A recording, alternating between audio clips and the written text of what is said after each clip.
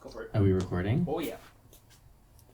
Hello, everybody. Good evening, and welcome to the launch performance of Man is Just Names, my debut collection of spoken word. I am thrilled to have you here. It is an honor to be here before you. This project was born from COVID. It took 3 long years to do, and a lot of amazing collaboration with a lot of really great artists. And I think in that vein, it would be appropriate to start this little shindig with a piece called Nowadays, which is a piece that I wrote about COVID and trying to make sense of the craziness that was 2020.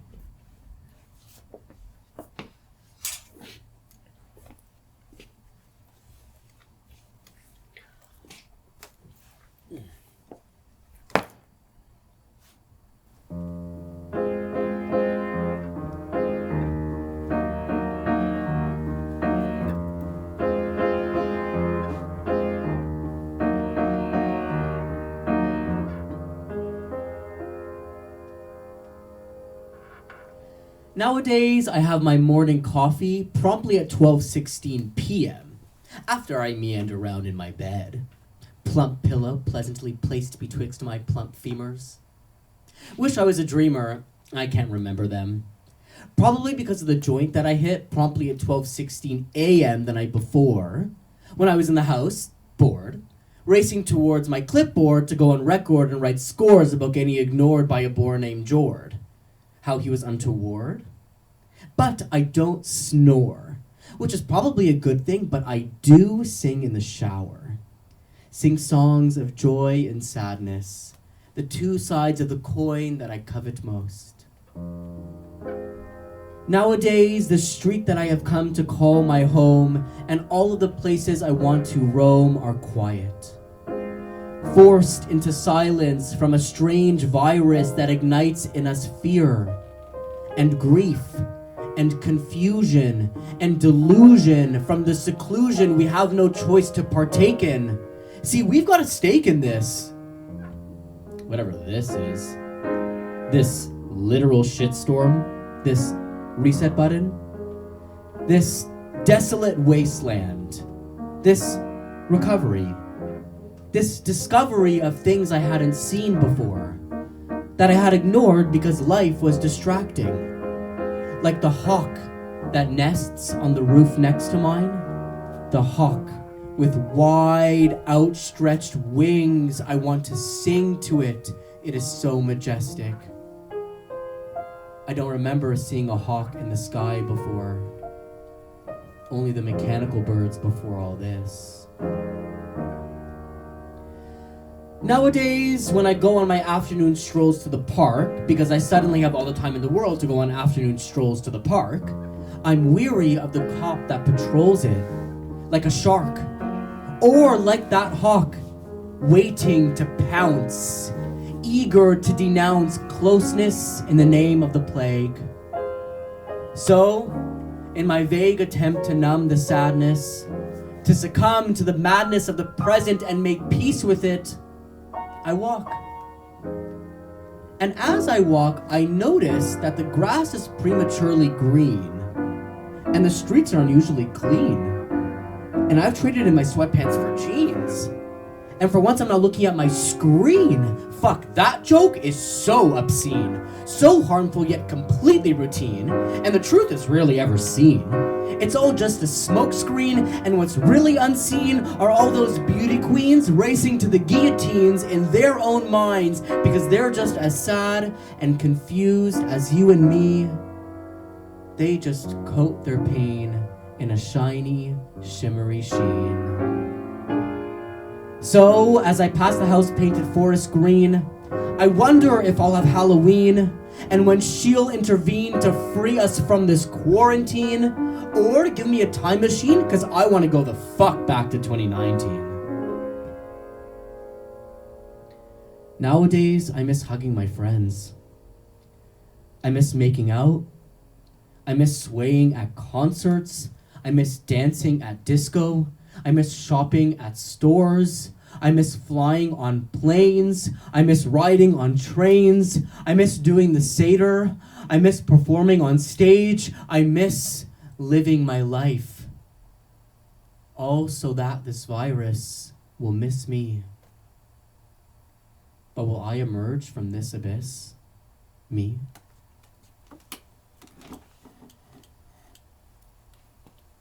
Thank you. The great news is that I don't have to miss performing on stage anymore, and I don't have to miss doing the Seder anymore.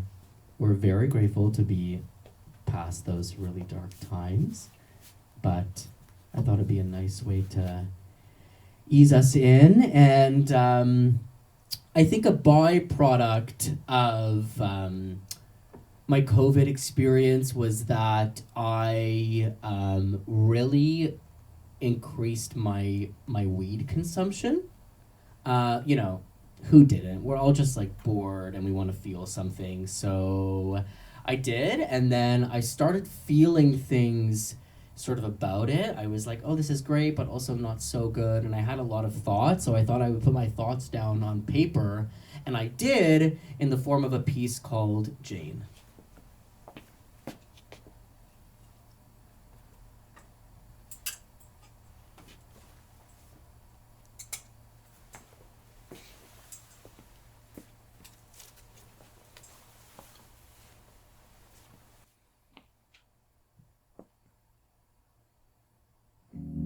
Jane, you have the key to my heart. I know some people like to call you Mary, but you ain't no saint. You are the girl my mom warned me about. Fool me once, shame on you. Fool me twice, shame on me. But you were always that cool girl, Jane, with your clever brain, the swagger you feign. I tried to refrain, but I can't. You reign. At least you're not cocaine? I can't contain my love for you. You take me places I've never been before and show me things that I try to ignore, so that even though I shouldn't, I adore you. And you grew on me quickly. We just clicked, and I stick to things when they click. I ain't no one-trick pony, and neither are you. It's no wonder you grew on me. It's like we knew we were meant to be. Jane, you have given me some of my fondest memories. My only request is that you lift the haze so that I can remember them. And you, sweetheart, are the well from which I pull my deepest art. But would you be so kind as to ease your hold on the whites of my eyes so that I don't get comments that sound like, you look tired. Either that or you're stoned. Sometimes I wish I could disown you. Jane, they say you are a gateway. And you were, well, you still technically are, but you've lost your sheen. The more I enter through your enormous golden gates, the smaller they feel. And the gold has lost its appeal. Or, rather, you have rusted. Your shiny gold has peeled off, exposing the state in which I fear you will leave me. Frank's mom tells me you make me sluggish, lazy, stupid, and unconcerned, leaving lessons unlearned and drive adjourned, with leaves unturned and any help spurned, leaving me burned far deeper than I ever burnt you.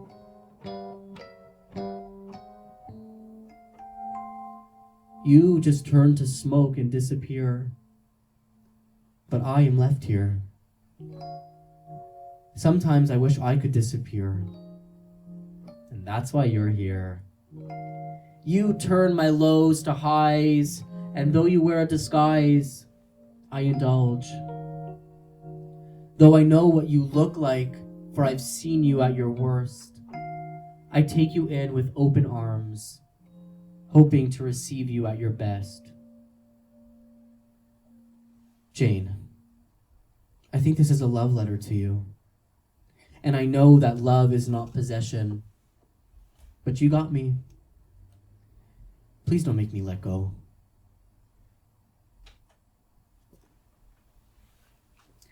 Thank you. So that was Jane. We love her and also hate her. It's complex. So this next piece is called Obligations in Haiku. And it is a perfect example of something that I like to do with my spoken word. Oftentimes I will have the content for a piece. I'll know what to say, but I won't know how to say it, and I won't be able to get out the what until I can find the how.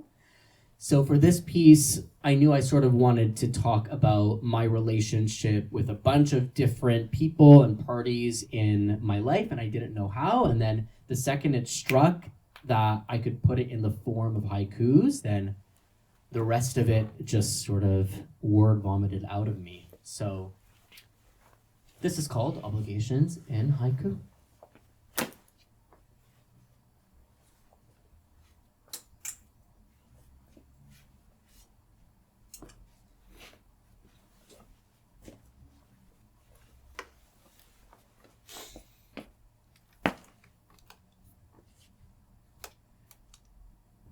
Keep 6 feet away. You could have COVID-19. Always wash your hands. I live in a box with 2 beautiful women. One is in a band. The other loves kids. They bring out the best in me, make me a good man. I work at Impact. Ben, you're 15 minutes late. Good job on the sale. I went to Queen's U. There I found my urban tribe. Made deadlines, mostly. Found my love to act. I love getting the applause. It feeds my ego. But don't get me wrong, I'm not afraid to go there. The truth must be told. This is so scary. I promise there's nothing wrong. I am just healing. She is healing too. Our home can't keep up with us. We must protect her. Please call your father. He would love to speak to you. Why can't he call me? Can I have a ride? I don't want to take the bus. Mom wants me to come. Why didn't you call? I could have joined in with you. Friends call each other. I love family. We're a tightly knit blanket. Keeps each other warm. I am a good Jew. I believe despite that verse. Abomination. I have to succeed. Show them it can be real. They look up to me. Everyone needs me, but it's nice to be needed. I'm not used to it. I only want him, but he never wanted me. I was so naive. I am a lone wolf. It's been just me for so long, I got used to it. I let no one in. I can't be that intimate. It would expose me. But inside my brain, I am free to be myself. I like it up here. I go in myself, retreat into my comfort, ignoring all else. Why do I do it? It will leave me with nothing when I'll need it most. I want to break free, share my vulnerability, lay all my cards down. Will you pick them up? I can't say for sure you will, but that's in the past. I know you need help. Why can't I give it to you? What is wrong with me? Can I let it go? Forgive what was and move on? You couldn't help me. You didn't know how. Silly me. How could you know? That's my cross to bear.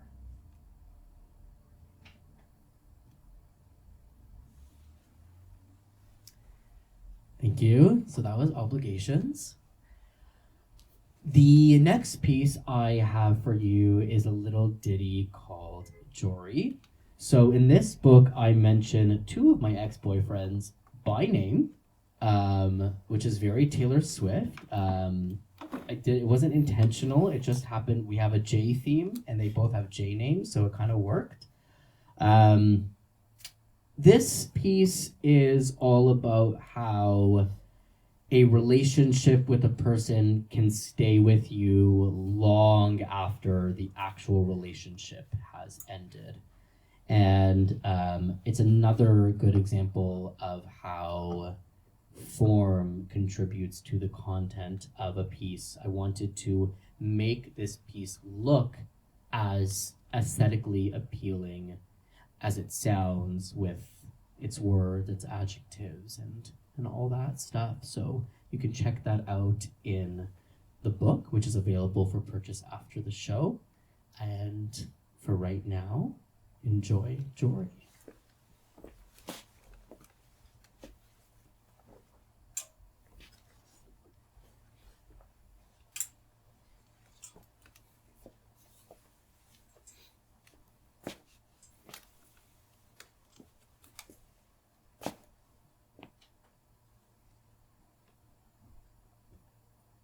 Jory, a stranger. We locked eyes. Yours are sky blue. I can't believe you reciprocated. No one has ever reciprocated before. Not just reciprocated, but you took initiative.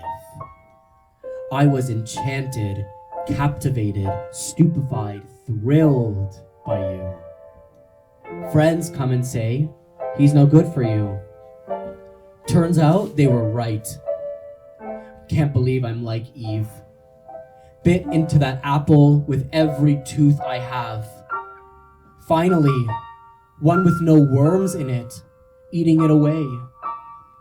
Or maybe the worms stopped eating me. Either way, I couldn't stop indulging. But the worms were there. I couldn't see them. They're in me, eating me, Jory. Long ago, time has passed. I have mourned us. Now it's on to something new. You are gone, but not forgotten. You reside in all my deepest fears. Fear I give in, fear I'm kicked out, banished from the garden that promises all that's good. I want to be Eve, exist only in that allegory. But alas, I live long after the story is finished, trying to rearrange the cards I've been dealt. I laid them all down for you, some even new to my eyes. Can't believe you messed them. Can't put them back. Can't open up. Not again, Jory.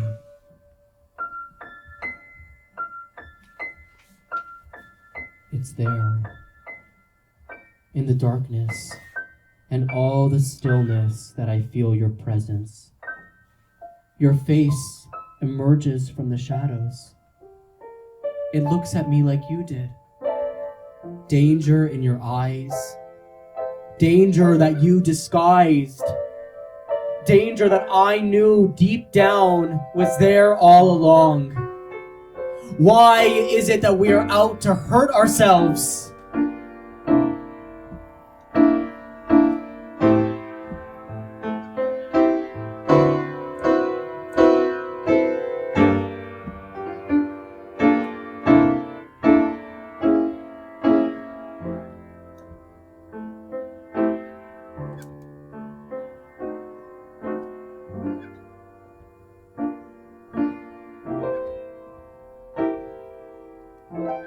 I met someone new tonight. I think he's kind. I remember you were kind to me too. I'll fall for a stranger again. Then he might hurt me too. Then I'll see you. Maybe you're not a stranger, Jory.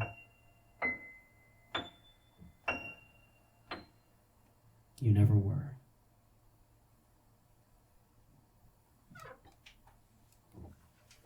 Thank you. Okay, so this next piece is called Impulses. And for anybody that doesn't know, I am a gay Jew. Surprise. I love being a gay Jew now. I didn't always love being a gay Jew. And I think that, you know, when there's moments that you see someone and your mind and your heartbeat instantly start racing, it's that instant sort of attraction. Well, this piece sort of charts my trajectory from feeling not so great about that to feeling pretty good about that, and that is called growth. So, this is Impulses.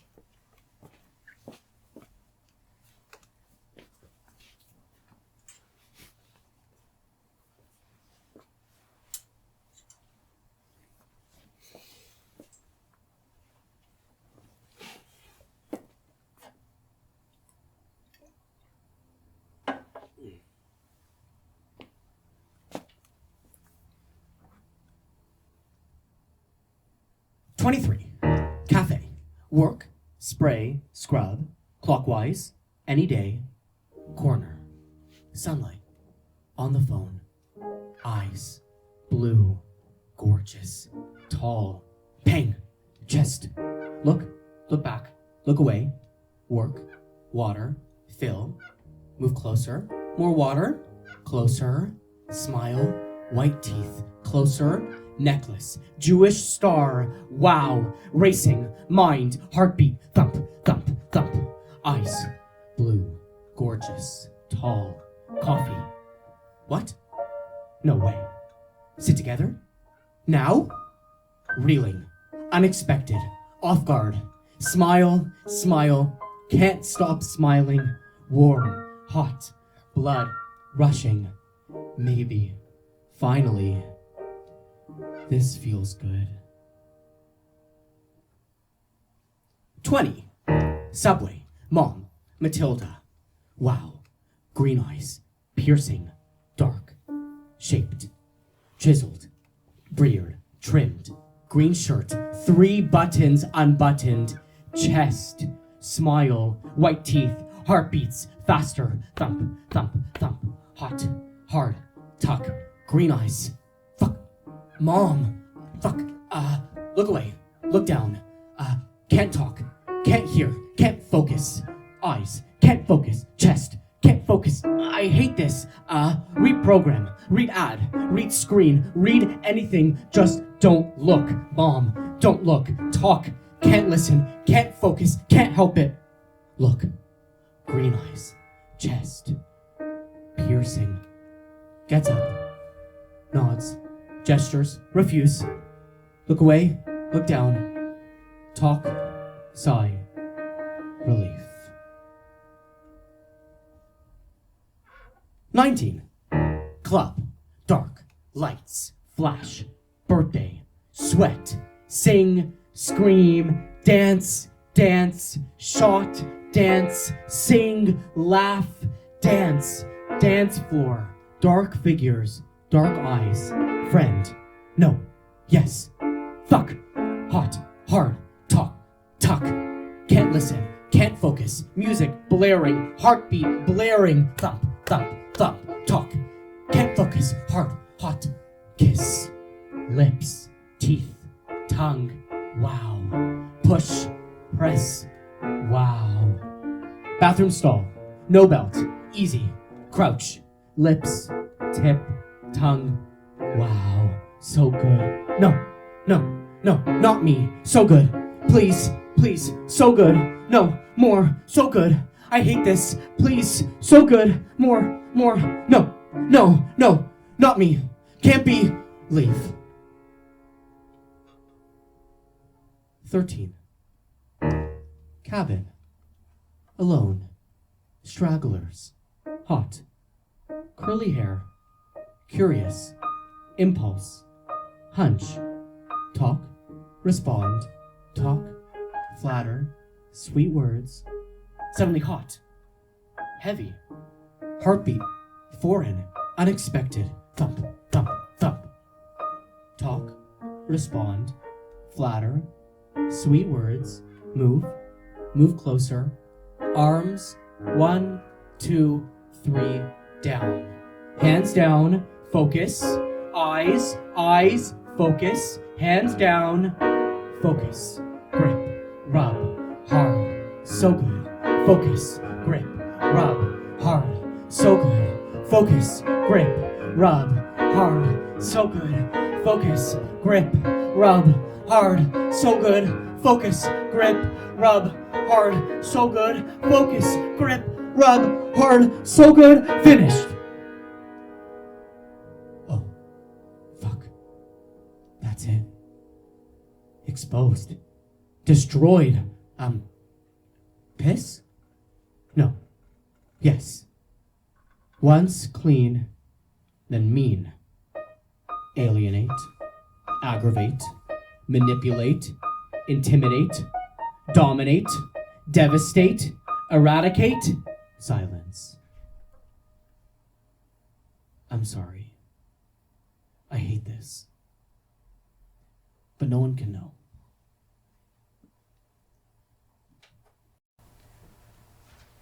Thank you.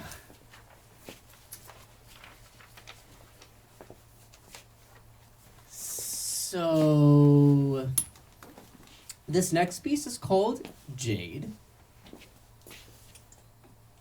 And I don't know if anybody struggles with intrusive thoughts, but one day I was having pretty bad intrusive thoughts about, my loved ones, friends, and family, and these are all parts of me, and I felt that I needed to honor this part of myself in order to expel her and name her, so that whenever these thoughts occur, I can be like, oh, that's just Jade being a bitch again.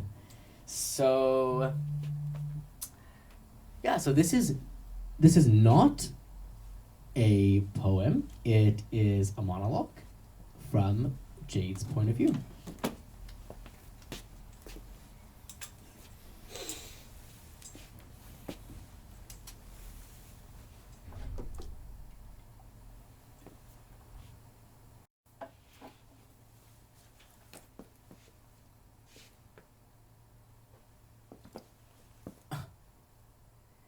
I can't believe this fucker let me have a whole piece.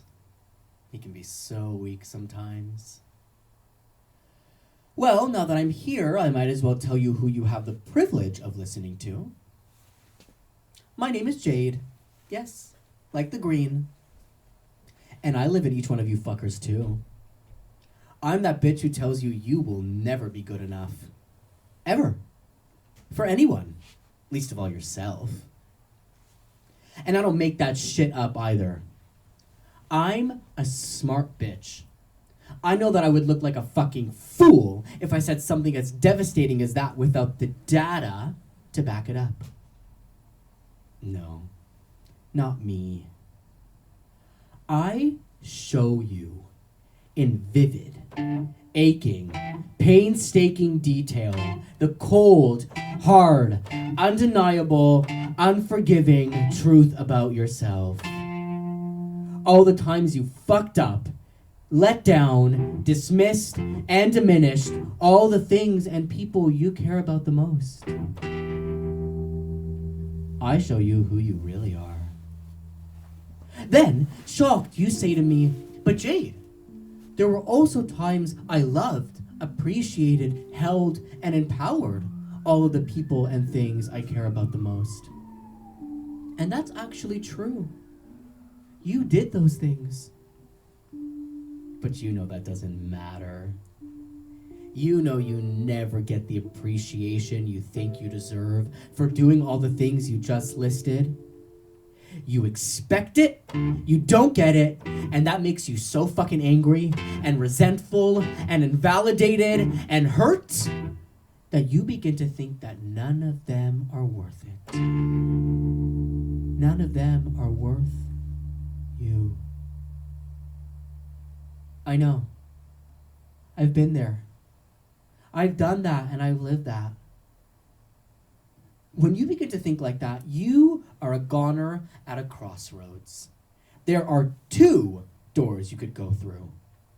Through the first one, you will be tortured by the torment of the obligations and the concessions and the compromises and the giveaways until you no longer belong to yourself.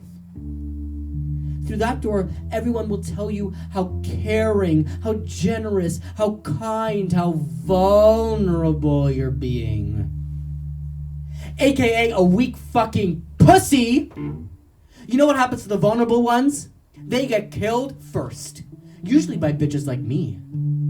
We don't think twice, and we lick our fingers in satisfaction. The vulnerable ones always have the most tender meat. And through the other door, well, that's the one I ultimately chose. And now look at me. I am fucking glorious. Through that door, you let everything and everyone go. Everything and everyone except yourself. Your wants, your needs, your desire, your guard, your ambition, your ego, your hubris. No, not those. You wrap those around yourself, building an impenetrable fort that is the perfect temperature and feels better than the best orgasm. Well, not my orgasms. You feel so comfortable and at peace finally. And you never leave. Until you must. Run out of teepee, run out of food, run out of thoughts, run out of anger, run out of silence. Need to pick some more up at the store. And when you're tying your shoes to leave, you're thinking, fuck, I'm gonna have to talk to those fuckers again. I just wanna go out and come back in peace. Is that too much to ask for? You take a deep breath and emerge. Oh. What? There's nothing and no one here anymore. Fuck. This is embarrassing.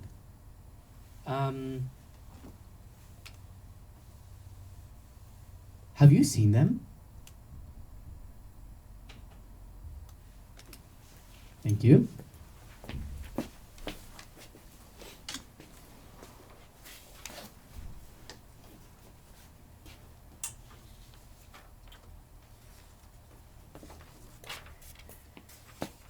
So this next piece is for my yogis out there. This is me putting on my Lululemon tank top.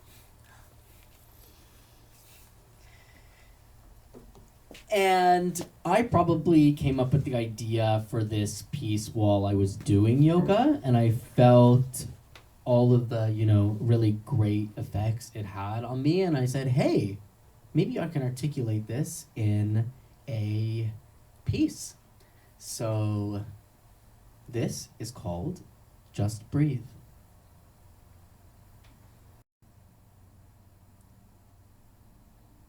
Turn off the lights. Turn off your life. Light a candle. You can handle this. The day has been long and everything went wrong. You spilled the coffee and broke the mug. You've lost your glee and need a hug. Lay your mat down. Lay your shield down. Lay your weapon down. Lay down. Now hug. Bring your knees to your chest. You hope you're your best, but need that hug. Trying to become your best, but need that tug. You find that hug and find that tug when you breathe. Inhale, exhale. Inhale, exhale. It will be okay. You will be okay. Even though you say you won't, you don't listen, you hear? You steer clear of the fear. Don't disappear. Be near to those dear to you. Cheer on your friends. Cheer on yourself. You're the highest shelf. Now into child's pose. Stretch those toes. Reach those fingers towards those dreams of yours. Big, lofty, purposeful, meaningful, glorious dreams you reach your fingers towards. You will get there. But for right now, feel the stretch in your side. They say you'll never have a bride. And feel the stretch in your back. They say it's empathy you lack. And let it all go. Now into downward dog. Pedal out those feet. You want to admit self-defeat? Don't admit self-defeat. You need to fight the good fight. I know it gives you fright. Choose between fight or flight. You don't ever sit tight. You go out into the night. And there you'll get into a fist fight. Or give it up you might to some random dick upright. You give into delight. You do it all in spite. You think it's your right. You know it's not right. Now you don't quite know yourself anymore. So let's explore. Right leg up, bend at the knee, and bring it through to a low lunge. Plunge deep into the crevices of this stretch and the deeper crevices of your mind. Feel how it services you and let the nervousness go. You are an earnest man, and you let them all know. Now, firm up your core and rise into a warrior too, because you are a warrior and then some. You're always a warrior, but right now, in this very moment, you are a fucking warrior. You are a fearless conjurer. You are a lonely wanderer. You want to be a conqueror? Don't be a conqueror. Just breathe and let it all go. Inhale, exhale. Inhale, exhale. Inhale the softness. Exhale the anger. Inhale the gratitude. Exhale the resentment. Inhale the acceptance. Exhale the control. It will be okay. You will be okay.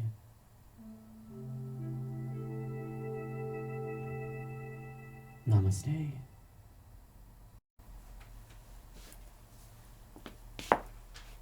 Thank you.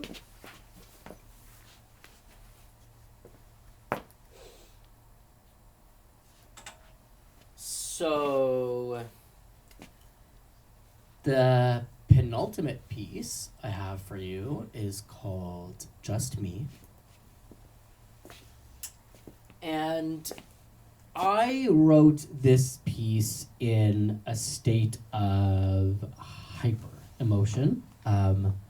A friend of mine was going through a breakup at the time, a pretty fresh breakup, and I was feeling all sorts of things for him, but in typical fashion with my poetry, I bring it back to me. So this is a piece describing a breakup, what that does to a person, and what that does to the people that love that person.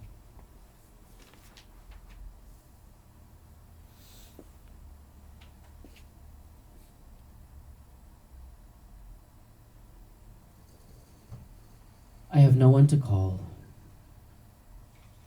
The other day, my friend suffered a death. I've seen its face before. I'm sure you have too. It doesn't have any pronouns, any semblance of life. It stops beating hearts. It steals everything. The other day, my friend's love died. My friend, an extension of me, my chosen family, something stronger than blood, an extension of myself, a soul to which I am bound. His love died. A part of me has died because a part of him has died. I was looking into the mirror at him, the person he's become, the person I've become, the people we've helped make each other. The dagger went into my heart too. But that can't matter, because the dagger has hacked him, gutted him, sliced him, diced him, shredded him into the pile of flesh that he's left at her doorstep.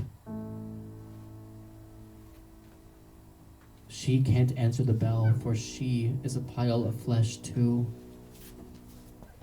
I know that he wants her to answer the bell so that he could fuse his red, raw, naked flesh with hers, delicately weaving all of the parts into one. I know that. I know that he can't. He knows that he can't. She knows that she can't. The flesh is sitting there, separate. It will start to mold and fester if someone doesn't do something, and quick. I can't let that happen, for I am bleeding out too. I take out my needle and thread. I put on my magnifying glasses. I roll up my sleeves. I get to work. I don't need the blueprints or instructions. I know what you look like. I know what your soul looks like. I have seen you grow. I have grown alongside you. You have given me some of my fondest memories, and I know I have given you some of yours. And that's how it goes. I do not tire out. I persevere. I write things like this. I don't disappear. I see the beauty in the good and the bad. I want you to be glad with who you are and what you have to offer. You will. Our team will make sure of it.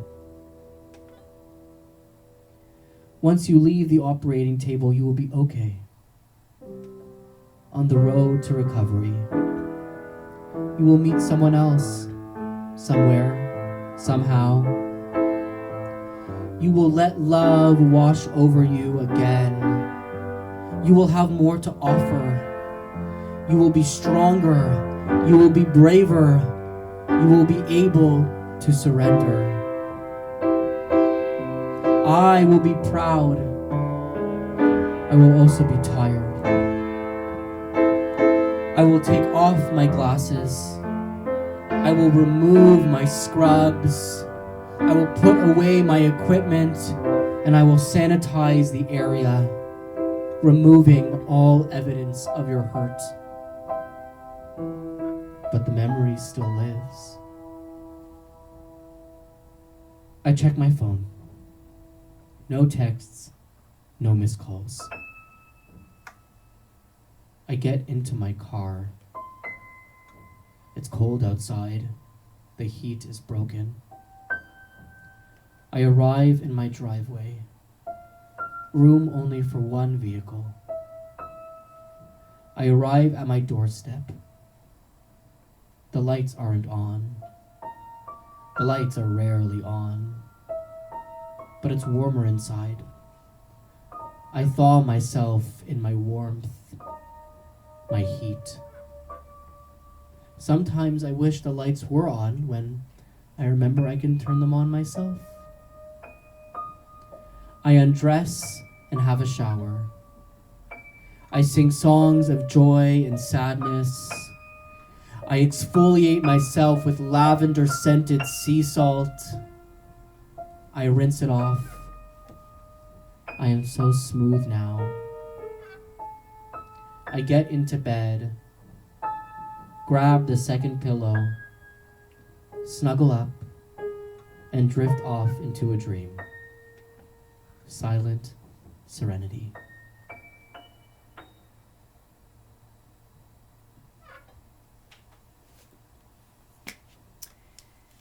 Thank you.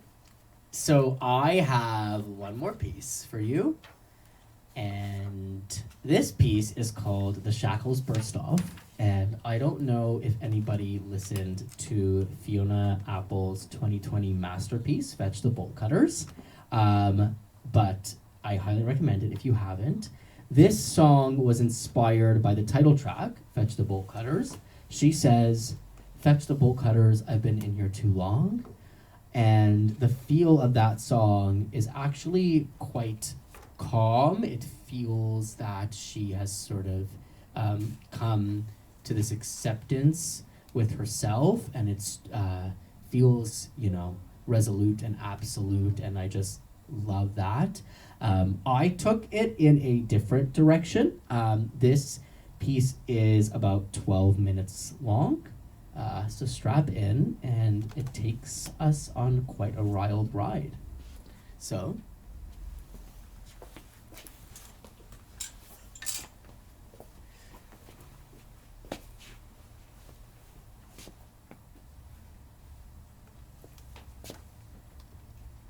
this is The Shackles Burst Off. My name is Ben Sterlin.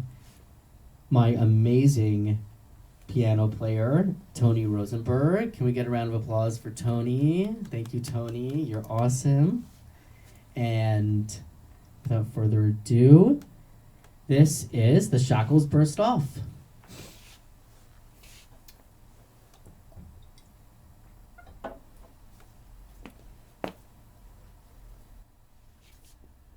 When I was 5 years old, I met the fiercest queen I had ever seen.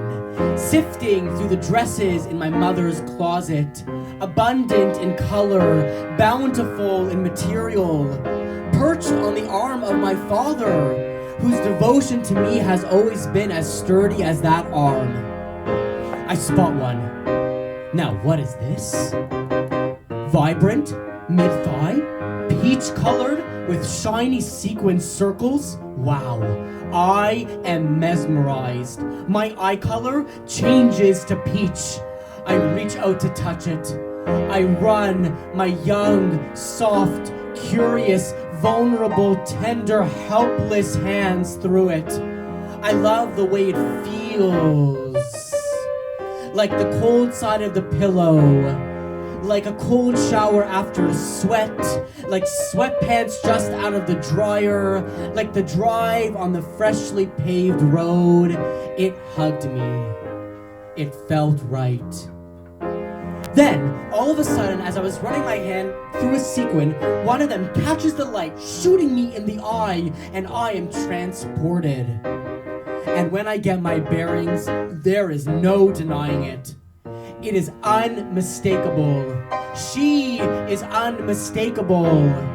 The fiercest queen I had ever seen in that very dress. She is downstage center in her spotlight, and she begins to spin, gaining speed, gaining momentum, garnering affection. And as the bright lights bounce off her beautiful, bountiful, blissful body, it shoots in infinite directions, and rose petals emerge from within and cover the audience in beauty. She is truly a sight to see. She is 200 degrees, the girl you want to be. She is free. Everyone is in awe of her. All the men want her. She oozes self-confidence. Next to no fear, her courage is second to none. You will love her. You know you will. She will make you love her without even breaking a sweat. Nothing and no one can silence her. Nothing and no one can resist her. Nothing and no one can own her. But then, all of a sudden, the lights come up. And in the full brightness, everybody begins to notice her broad shoulders, and the hair on her legs, and her jawline, one that could cut right through your heart. And they became terrified. All of them who were once adoring fans are now on high alert. What was once an enticing lioness now reveals its true identity, a threatening lion. They are angry at her for deceiving them. They are angry at themselves for being duped and for stooping to that level. And she gets looped into it, and that can be dangerous. For she knows they can be traitorous. Good thing she's spontaneous and can entertain us until the curtains come down. Then she can get away safely. But not before they fasten onto her shackles in the latest, brutalist fashion. She is now their prisoner. Now she can never be too sure. Sure, she could endure another day, play the part she was given from the start, but she knows it's only a matter of time before she commits another crime. So, she goes quiet, dropped out of public life, rarely seen outside, little to no contact with family or friends, no lover to speak of. Then, naturally, as the years pass, the rumors start, build, circulate. I heard she moved overseas. Well, he said she suffered from disease. Well, they said she spent a life on her knees, praying to a god she hopes to appease. Theories to put them at ease, but she never gets the reprise she deserves, which unnerved me because she was the most beautiful thing I had ever seen. She was the master of the in-between. The thought of losing her was obscene. She is my evergreen tree. She is the fiercest queen bee. She is my everything. And now they're making her do the walk of shame with her tail between her feet. And she starts to blame herself and starts to wonder if she'll have to go 6 feet underground if anyone found out where she's been and what she's been up to and with whom and who knew, and when she'll come through again, because they grew to expect it was just a matter of time.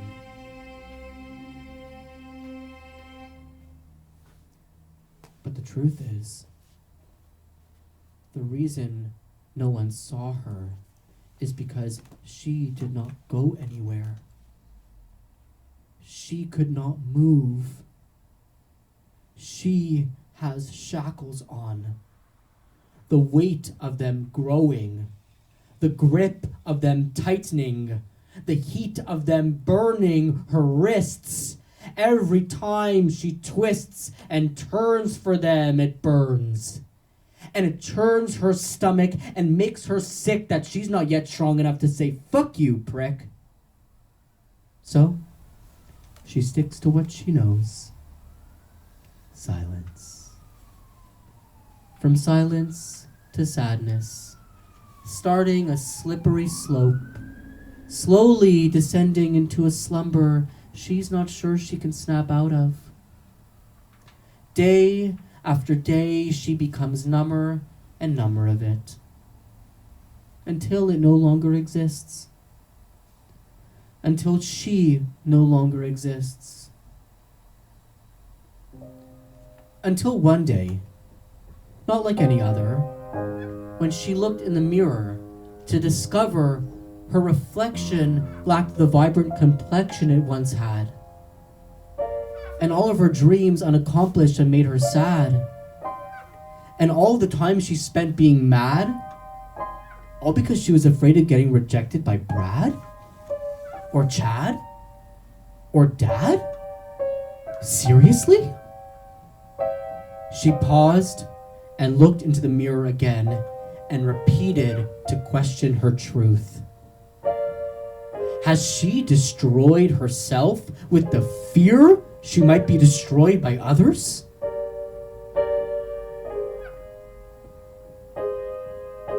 She sighed and shed one tear and then another, and then muttered to herself, "No." Then a little louder, "No." Then a little prouder, "No." Then a lot prouder, "No." Then a lot louder, "Fuck that." Then, as if losing all care for any consequence, she punches that mirror, shattering it and all the terror it came with. She's had enough.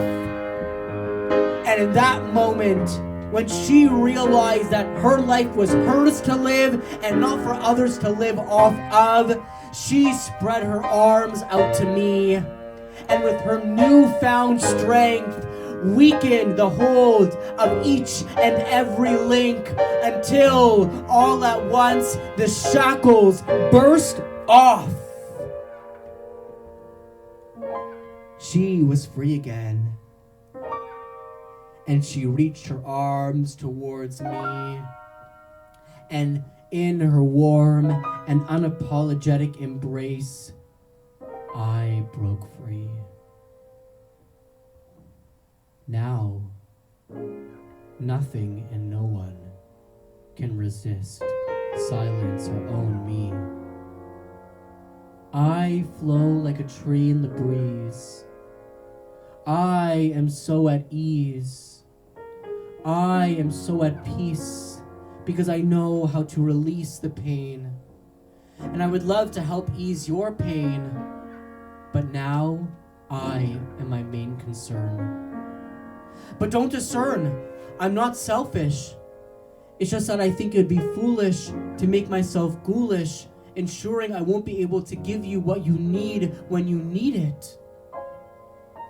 I would bleed and bleed and bleed for you, but I would never die for you. I would cry for you, like I cry for all those who left too soon.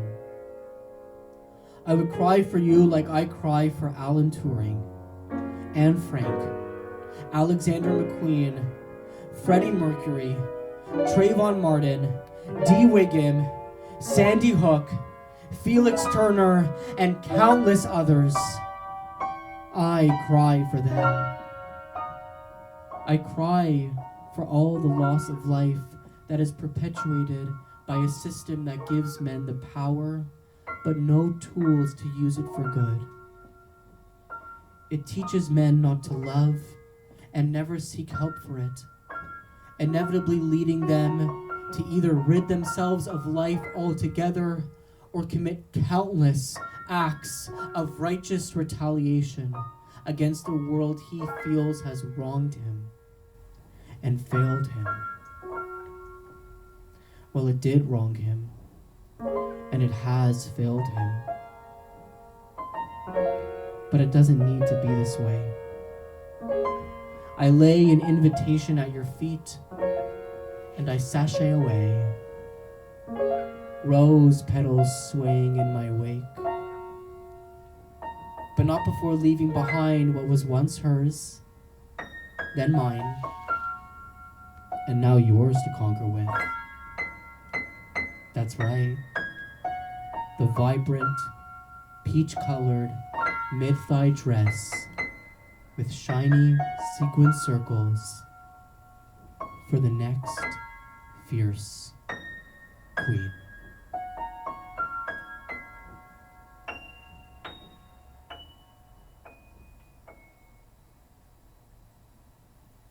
Thank you. Thank you so much. I very much appreciate it. Thank you, thank you, thank you to my team. I love you guys.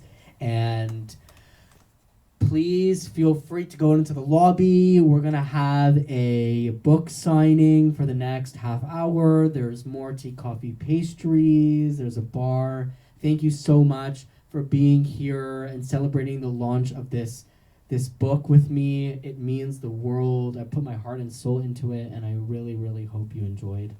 Thank you and have a good night.